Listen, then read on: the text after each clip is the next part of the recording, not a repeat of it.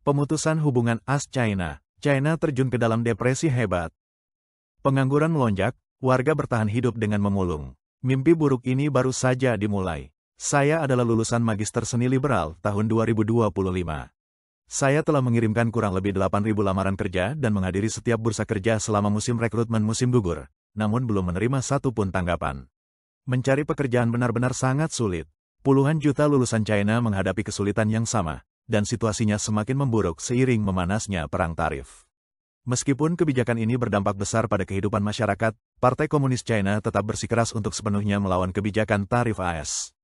Pemutusan hubungan ekonomi antara AS dan China justru memperparah kondisi ekonomi China, yang kemungkinan akan menyebabkan banyaknya bisnis tutup dan tingkat pengangguran yang semakin parah. Laporan sebelumnya telah menyoroti banyaknya pengangguran yang terpaksa memulung demi bertahan hidup.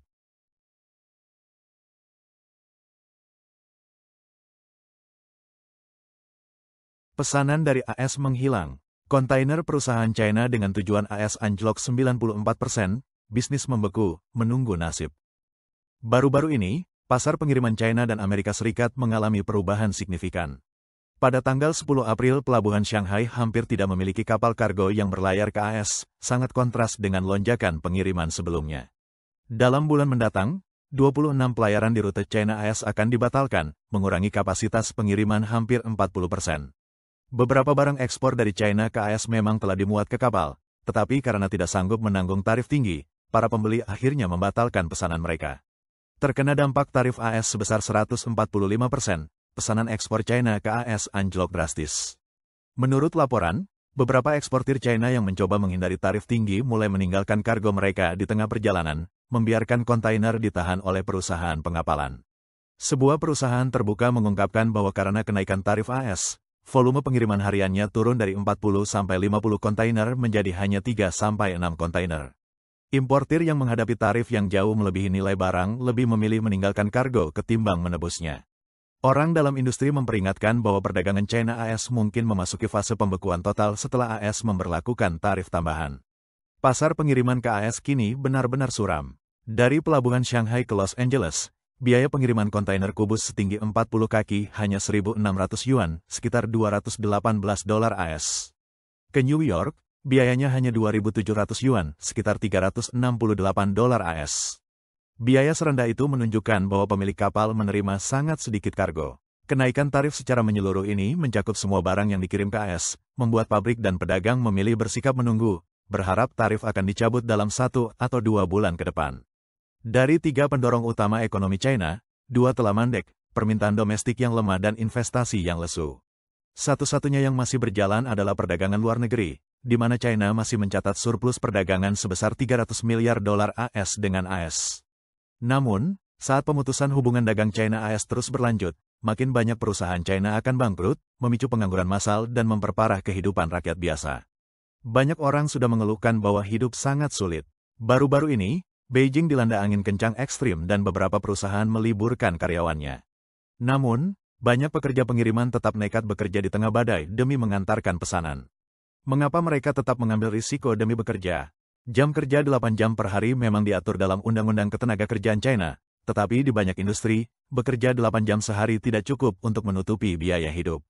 Untuk menyelidiki kondisi kehidupan para pekerja pengiriman, seorang blogger mendaftar sebagai penulis namun juga bekerja mengantar makanan. Ia mengatakan industri ini sangat kompetitif. Dalam penelitiannya, ia menemukan fenomena yang mencolok, para pekerja pengiriman terjebak dalam persaingan yang ketat.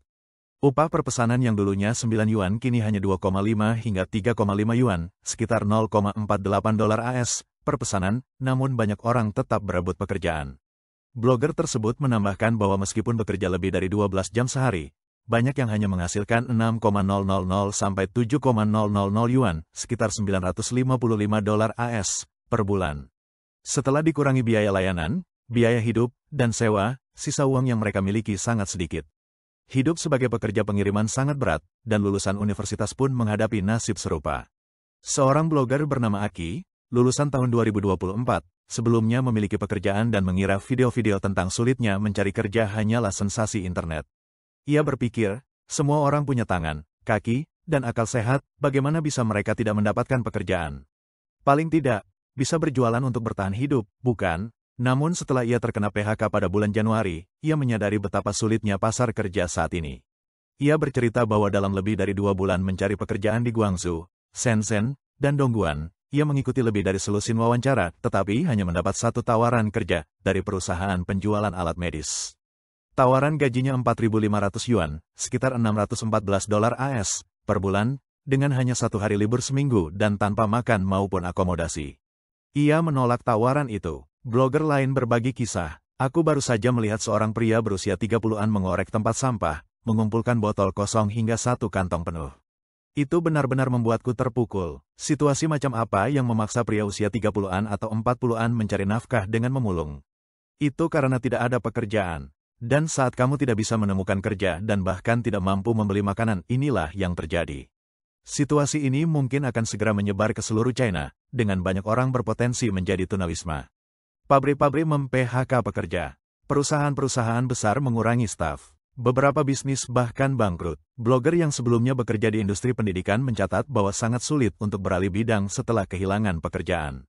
Kini, hanya ada 3 pilihan utama, membuka warung kecil seperti kios Malatang, memulai bisnis e-commerce, atau mencoba peruntungan sebagai kreator konten. Semua itu adalah pertaruhan tanpa jaminan sukses, mungkin hanya 10% yang berhasil, sementara 90% sisanya gagal.